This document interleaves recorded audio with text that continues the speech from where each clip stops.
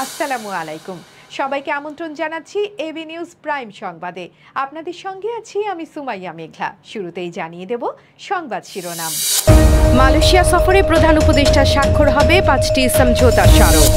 যুব দিবসে 47 কোটি টাকার ঋণ প্রদান পাবে প্রায় 5,000 তরুণ। জুলাইতে নিরীহদের বিরুদ্ধে মামলা হয়েছে বলেন স্বরাষ্ট্র উপদেষ্টা। 7 কলেজ শিক্ষার্থীদের 9 দাবি। রাখাইনে নির্বাচিত প্রতিহত করবে আরাকান আর্মি ঘোষণা বিদ্রোহী গোষ্ঠীর। ফিলিস্তিন রাষ্ট্র স্বীকৃতিতে অস্ট্রেলিয়ার পদক্ষেপ, আলবানিজের ঐতিহাসিক ঘোষণা। জার্মান ফুটবলের নতুন আলো ফ্লোরিয়ান ভির্টস। এশিয়া কাপের আগে দুশ্চিন্তায় ভারত। দর্শক, এতক্ষণ শুনছিলেন শিরোনাম, এখন বিস্তারিত।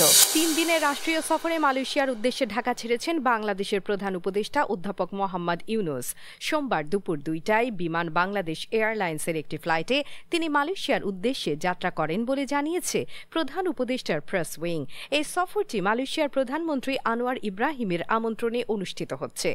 সফরকালে অধ্যাপক ইউনূস মালয়েশিয়ার প্রধানমন্ত্রীর সঙ্গে দ্বিপক্ষীয় বৈঠক ছাড়াও একাধিক উচ্চ পর্যায়ের আলোচনায় অংশ নেবেন। আলোচনার মূল বিষয়বস্তু হিসেবে থাকছে প্রতিরক্ষা, জ্বালানি, হালাল খাদ্য সহ বিভিন্ন খাতে সহযোগিতা। সফরে 2 দেশের মধ্যে 5টি সমঝোতা স্মারক MOU স্বাক্ষর এবং 3টি নোট বিনিময়ের পরিকল্পনা রয়েছে। এছাড়া অধ্যাপক ইউনূসকে মালয়েশিয়ার জাতীয় বিশ্ববিদ্যালয় ইউনিভার্সিটি কেবাংসান মালয়েশিয়া UKM সম্মানসূচক ডক্টরেট ডিগ্রি প্রদান করবে। আগামী 13 আগস্ট আনুষ্ঠানিকভাবে এই সম্মাননা প্রদান করা হবে। মালয়েশিয়ার পররাষ্ট্র মন্ত্রণালয়ের মহাপরিচালক শাহ আসিফ রহমান রোববার এক প্রেস ব্রিফিংয়ে বিষয়টি নিশ্চিত করেছেন। সফরের অংশ হিসেবে অধ্যাপক ইউনূস UKM এর শিক্ষার্থীদের উদ্দেশ্যে একটি স্মারক বক্তৃতাও প্রদান করবেন। এই সফরকে ঘিরে 2 দেশের মধ্যে দ্বিপক্ষীয় সম্পর্ক আরও জোরদার হওয়ার আশা করা হচ্ছে। জাতীয় ও আন্তর্জাতিক যুব দিবস উপলক্ষে দেশের 4,985 জন তরুণ তরুণীকে 47 কোটি 26 লাখ 14 হাজার টাকা যুব ঋণ দেবে সরকার। সোমবার সচিবালয়ে আয়োজিত এক সংবাদ সম্মেলনে যুব উন্নয়ন অধিদপ্তরের মহাপরিচালক ড গাজী মোহাম্মদ সাইফুজ্জামান এ তথ্য জানান। অনুষ্ঠানে যুব ও ক্রীড়া মন্ত্রণালয়ের সচিব মোহাম্মদ মাহবুবুল আলমও উপস্থিত ছিলেন। ঋণপ্রাপ্তদের মধ্যে 2,534 জন পুরুষ এবং 2,451 জন নারী রয়েছেন। এই উদ্যোগের মাধ্যমে তরুণদের আত্মকর্মসংস্থান ও উদ্যোক্তা হিসেবে গড়ে তোলার লক্ষ্যে কাজ করছে যুব উন্নয়ন অধিদপ্তর। এবছর 12 আগস্ট জাতীয় ও আন্তর্জাতিক যুব দিবসের প্রতিপাদ্য নির্ধারণ করা হয়েছে প্রযুক্তি নির্ভর যুবশক্তি বহুপাক্ষিক অংশীদারিত্বে অগ্রগতি। সংবাদ সম্মেলনে ড সাইফুজ্জামান বলেন, জুলাই গণ অভ্যুত্থান উত্তর তারুণ্যের জয়যাত্রাকে কাজে লাগিয়ে প্রযুক্তি নির্ভর যুবশক্তিকে মানব সম্পদে রূপান্তরের লক্ষ্যে প্রশিক্ষণ, ঋণ ও স্বেচ্ছাসেবামূলক কার্যক্রম চালু রয়েছে। প্রযুক্তি নির্ভর যুবশক্তি বহুপাক্ষিক অংশীদারিতে অগ্রগতি, youth advancing multilateral cooperation through technology and partnerships. যে সকল প্রশিক্ষিত সফল যুবক ও যুব নারী আত্মকর্মসংস্থান প্রকল্প স্থাপনে এবং যে সকল যুব সংগঠক সমাজে উন্নয়নমূলক কর্মকাণ্ডে দৃষ্টান্তমূলক অবদান রাখতে সক্ষম হচ্ছে তাদেরকে জাতীয় আন্তর্জাতিক যুব দিবসে জাতীয় যুব পুরস্কার প্রদান করা। রাজধানী সরকারি 7 কলেজের 2023-24 শিক্ষাবর্ষের শিক্ষার্থীরা অন্তর্বর্তীকালীন প্রশাসনের অধীনে পরীক্ষা গ্রহণ সহ 9 দফা দাবি জানিয়েছে। সোমবার দুপুরে তারা প্রস্তাবিত ঢাকা সেন্ট্রাল ইউনিভার্সিটির অন্তর্বর্তীকালীন প্রশাসক অধ্যাপক AKM ইলিয়াসের কাছে স্মারকলিপি হস্তান্তর করেন। শিক্ষার্থীদের প্রধান দাবি, ঢাকা বিশ্ববিদ্যালয়ের অধীনে আর পরীক্ষা নেওয়া যাবে না। তাদের মতে কেন্দ্রীয় নিয়ন্ত্রণের পরিবর্তে পরীক্ষা অনুষ্ঠিত হওয়া উচিত নিজ নিজ কলেজ ক্যাম্পাসে। এ বিষয়ে তারা স্পষ্ট ভাবে জানিয়েছেন, পরীক্ষার আয়োজন, প্রশ্নপত্র প্রস্তুতি এবং খাতা মূল্যায়নের দায়িত্ব নিতে হবে সংশ্লিষ্ট কলেজের শিক্ষকবৃন্দকে। এই দাবির পেছনে শিক্ষার্থীদের যুক্তি, কেন্দ্রীয় পরীক্ষার ব্যবস্থাপনায় দীর্ঘসূত্রতা, অনিয়ম এবং স্বচ্ছতার অভাব রয়েছে।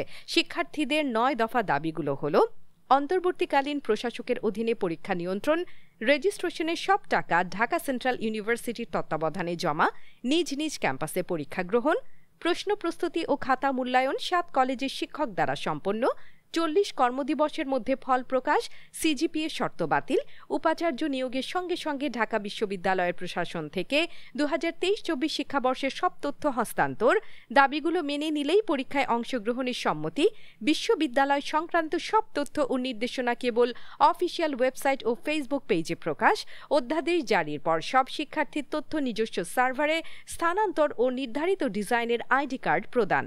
এদিকে জুলাই আন্দোলনের সময় অনেক নিরীহ মানুষের বিরুদ্ধে মামলা হয়েছে বলে মন্তব্য করেছেন স্বরাষ্ট্র উপদেষ্টা লেফটেন্যান্ট জেনারেল অবসরপ্রাপ্ত জাহাঙ্গীর আলম চৌধুরী।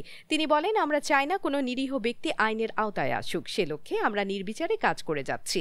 সোমবার 11 আগস্ট ঢাকার কেরানীগঞ্জের তেঘরিয়া উচ্চ বিদ্যালয় ভোট কেন্দ্র পরিদর্শন শেষে সাংবাদিকদের সঙ্গে আলাপকালে তিনি এসব কথা বলেন। এটি ছিল ঢাকা 3 আসনের 3 নম্বর ভোট কেন্দ্র। তিনি জানান, 5 আগস্টের পর থেকে দেশের আইন শৃঙ্খলা পরিস্থিতির অবনতি হয়েছে এবং ইতোমধ্যে 20 জন মানুষ হত্যার শিকার হয়েছেন। নৌবাহিনী নিয়োগ করব, সেনাবাহিনী নিয়োগ করব, বিজিবি নিয়োগ করবে এবং র্যাব এবং অন্যান্য বাহিনী থাকবে। আইন শৃঙ্খলা বাহিনী পর্যাপ্ত পরিমাণ থাকবে। মিয়ানমারের জাতীয় নির্বাচনকে ঘিরে নতুন করে উত্তেজনা ছড়িয়েছে দেশটির পশ্চিমাঞ্চলীয় রাখাইন রাজ্যে। শক্তিশালী জাতিগত সশস্ত্র গোষ্ঠী আরাকান আর্মি AA ঘোষণা দিয়েছে তারা নিজেদের নিয়ন্ত্রিত এলাকায় সামরিক জান্তার পরিকল্পিত নির্বাচন অনুষ্ঠিত হতে দেবে না। সোমবার এই গোষ্ঠীটি তাদের অবস্থান স্পষ্ট করে জানিয়ে দিয়েছে, রাখাইনে নির্বাচন প্রতিহত করাই হবে তাদের পরবর্তী রাজনৈতিক ও সামরিক কৌশলের অন্যতম অংশ। 2021 সালে সামরিক অভ্যুত্থানের পর থেকে মিয়ানমারে যে গৃহযুদ্ধ শুরু হয়েছে তাতে আরাকান আর্মি হয়ে উঠেছে জান্তা সরকারের জন্য একটি বড় চ্যালেঞ্জ। বর্তমানে এই গোষ্ঠীটি রাখাইন রাজ্যের প্রায় পুরো অংশের নিয়ন্ত্রণে রয়েছে। শুধু আরাকান আর্মি নয়, দীর্ঘদিন ধরে কেন্দ্রীয় শাসনের বিরোধিতা করে আসা অন্যান্য জাতিগত সশস্ত্র গোষ্ঠীগুলোর সঙ্গেও লড়াই চালিয়ে যাচ্ছে জান্তা। এসব গোষ্ঠীর সঙ্গে যুক্ত হয়েছে নতুন গণতন্ত্রপন্থী গেরিলা ইউনিট, যারা সম্মুখ সারিতে জান্তা বিরোধী লড়াইয়ে অংশ নিচ্ছে। সামরিক জান্তা সম্প্রতি দেশজুড়ে জারি করা জাতীয় জরুরি অবস্থা প্রত্যাহার করেছে এবং আগামী ডিসেম্বর মাসে সাধারণ নির্বাচন আয়োজনের ঘোষণা দিয়েছে। আন্তর্জাতিক কূটনীতির মঞ্চে এক গুরুত্বপূর্ণ সিদ্ধান্ত গ্রহণ করল অস্ট্রেলিয়া। দেশটি ঘোষণা করেছে আগামী সেপ্টেম্বর মাসে ফিলিস্তিনকে একটি স্বাধীন রাষ্ট্র হিসেবে স্বীকৃতি দেওয়া হবে। এই ঘোষণাটি এসেছে অস্ট্রেলীয় প্রধানমন্ত্রী অ্যান্থনি আলবানিজের সরাসরি বক্তব্য থেকে, যা মন্ত্রিসভার বৈঠক শেষে প্রকাশ্যে আনা হয়। প্রধানমন্ত্রী আলবানিজ জানিয়েছেন, ফিলিস্তিনি কর্তৃপক্ষের পক্ষ থেকে কিছু গুরুত্বপূর্ণ অঙ্গীকার পাওয়ার পরই এই সিদ্ধান্ত নেওয়া হয়েছে। বিশেষ করে ভবিষ্যতের ফিলিস্তিনি রাষ্ট্রে সন্ত্রাসী সংগঠন হামাসের কোনো সম্পৃক্ততা থাকবে না, এই নিশ্চয়তা ছিল সিদ্ধান্ত গ্রহণের অন্যতম ভিত্তি। অস্ট্রেলিয়া মনে করছে এই স্বীকৃতি শুধু রাজনৈতিক নয়, বরং মানবিক দৃষ্টিকোণ থেকেও তা অত্যন্ত জরুরি। সংবাদ সম্মেলনে প্রধানমন্ত্রী আরও বলেন, মধ্যপ্রাচ্যে দীর্ঘদিন ধরে চলমান সহিংসতার চক্র ভাঙার একমাত্র পথ হল 2 রাষ্ট্রভিত্তিক সমাধান। গাজায় চলমান সংঘাত, মানবিক দুর্ভোগ এবং অনাহার নিরসনে এই উদ্যোগ মানব জাতির জন্য এক বড় আশার প্রতীক। জার্মান ফুটবলে এক নতুন অধ্যায়ের সূচনা হলো। দেশের বর্ষসেরা ফুটবলারের স্বীকৃতি পেলেন তরুণ মিডফিল্ডার ফ্লোরিয়ান ভির্টজ, যিনি সদ্য রেকর্ড পারিশ্রমিকে লিভারপুলে পাড়ি দিয়েছেন। এই সম্মাননা শুধু তার ক্লাব পারফরমেন্সের জন্য নয়, বরং জাতীয় দলের জার্সিতে তার ধারাবাহিক উজ্জ্বলতার জন্য। পুরস্কার ঘোষণার মুহূর্তটি ছিল আবেগঘন। 2 বারের বর্ষসেরা এবং জার্মান ফুটবলের অন্যতম কিংবদন্তি টনি ক্রুজ বিজয়ীর নাম ঘোষণা করেন। তিনি বলেন, তোমার চেয়ে যোগ্য উত্তরসূরি আর কল্পনাও করতে পারি না। এই মন্তব্যে ফুটে ওঠে ভির্টজের প্রতি গভীর শ্রদ্ধা এবং ভবিষ্যতের প্রতি প্রত্যাশা। গত মৌসুমে বায়ার লেভারকুজেন দলগতভাবে খুব বেশি সাফল্য অর্জন করতে না পারলেও ভির্টজ ছিলেন আলাদা। ম্যাচের পর ম্যাচ নিজের প্রতিভা ও দক্ষতার ছাপ রেখে গেছেন তিনি।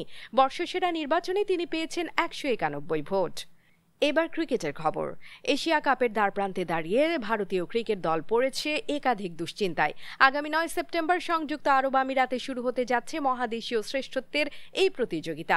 অংশগ্রহণকারী দলগুলো যখন শেষ মুহূর্তের প্রস্তুতিতে ব্যস্ত, তখন ভারতীয় শিবিরে দেখা দিয়েছে ফিটনেসজনিত অনিশ্চয়তা। বিশেষ করে দলের 2 গুরুত্বপূর্ণ ক্রিকেটার অলরাউন্ডার হার্দিক পান্ডিয়া এবং টি-20 অধিনায়ক সূর্যকুমার যাদবকে ঘিরে রয়েছে গভীর উদ্বেগ।